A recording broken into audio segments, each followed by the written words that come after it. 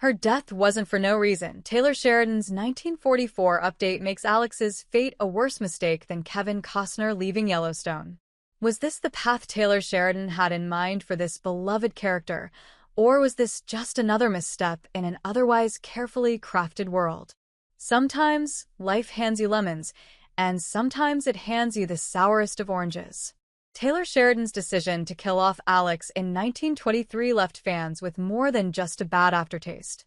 We mean, come on, this was a character that was carved out with such grit, rawness, and depth, only to have her meet an unceremonious end with what some would say is no real purpose.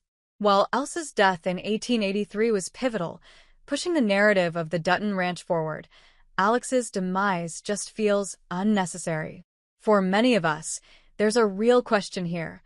Why invest so much in shaping Alex into a strong, fierce woman, only to take her away before her story truly began? She went from a character who waited in the truck for a rescue to one who fought tooth and nail for survival. 1923 Season 2 finale. Why Alex's death feels unnecessary as much as we try to remind ourselves that the storytelling in Yellowstone and its prequels has never been afraid to make bold decisions. Alex's Julia Schlepfer death just doesn't sit right with us.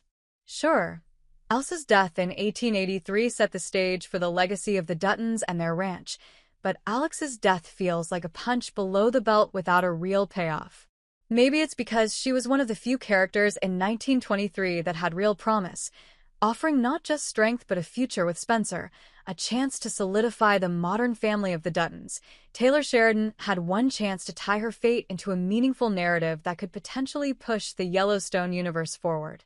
Instead, he gave us the opposite, an emotionally draining story where Alex's survival was simply a stepping stone for other characters. Alex's arc showed so much growth. After everything she'd gone through, Sheridan decided to pull the rug out from under us by killing her off. To take that away, to essentially cancel her character's development with a premature death, feels like a cheap shot, leaving us to wonder what might have been. Was this a necessary step for the story, or was it just a poor decision? This move makes Kevin Costner's departure from Yellowstone look like a decision made with precision, not because Sheridan decided to rip the heart out of his own narrative. Alex's death, in particular, feels like a jarring misstep that not only undermines the character's development but also leaves 1944, the upcoming prequel, shaky at best. Brandon Sklenor's return, Alex's fate and the future of 1944. But there's hope, though, with the potential return of Spencer in 1944. Brandon Sklenor has already expressed interest in reprising his role, see Variety, and we would love to see him back. But the real question is whether it'll be enough. How much will his journey matter without Alex by his side? In 1923, their relationship was central to the narrative, and with her death, it feels like a massive void has been left. A hole that can't just be filled by Spencer alone. We mean, Spencer and Alex were meant to carry the torch forward, to solidify a new chapter of the Dutton legacy. Jack and Elizabeth don't seem to have the grit needed to carry on. They might have the bloodline, but they lack the strength that Spencer and Alex possessed. This is not just about Alex. That being said, Taylor Sheridan had a real opportunity to make 1923 Season 2 set us up for something epic in 1944, but instead, he left us with more loose ends than a cheap sweater. There was so much potential to develop Banner's story further, to create a narrative of redemption and forgiveness. But Sheridan decided to leave Banner hanging at the edge of ruin. Now, with 1944 on the horizon, there's an air of unease around what Sheridan will do next.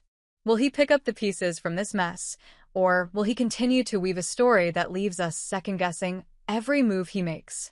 The future of the ranch, of the legacy of the Duttons, might now hinge on Spencer's shoulders alone. And honestly, without Alex beside him, it feels like a hollow promise. The ranch, as fans like to speculate, might rightfully belong to Jack, but we wonder if that inheritance would even matter. If Jack's children are anything like him, incapable and weak, the ranch might find its way to Spencer and his heirs.